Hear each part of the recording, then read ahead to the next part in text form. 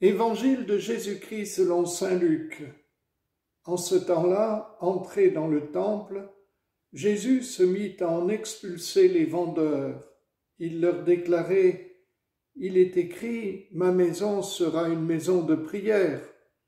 Or vous en avez fait une caverne de bandits. » Et il était chaque jour dans le temple pour enseigner.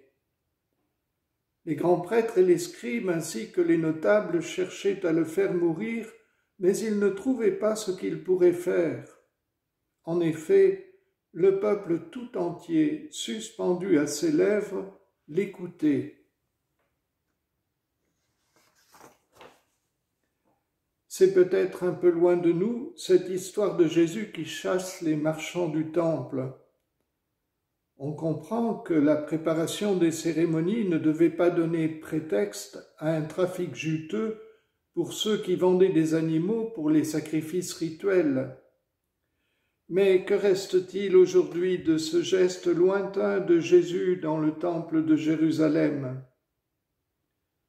Quelque chose demeure qui ne se perd pas, ni à Jérusalem, ni dans aucun autre endroit du monde. Dieu veut faire alliance avec les hommes. Et il ne ferme pas sa porte, il ne met pas de condition à notre entrée dans sa maison près de lui. Ceux qui voudraient réserver l'alliance avec Dieu à une élite, à un groupe qui pense avoir fait tout ce qu'il faut, à celui qui pense avoir droit à se tenir là plus que d'autres, ceux-là doivent sortir de leur isolement, de leur enfermement satisfait de lui-même et s'ouvrir au témoignage de Jésus.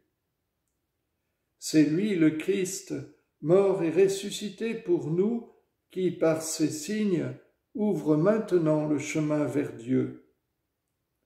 Par sa venue, par son enseignement, par sa confiance au Père à l'heure de la croix, il récapitule en lui tous les signes qui ont précédé. Il est, lui, l'Emmanuel, Dieu avec nous. En tout lieu, en toute condition, nous pouvons joindre notre foi à la sienne en disant « Notre Père ».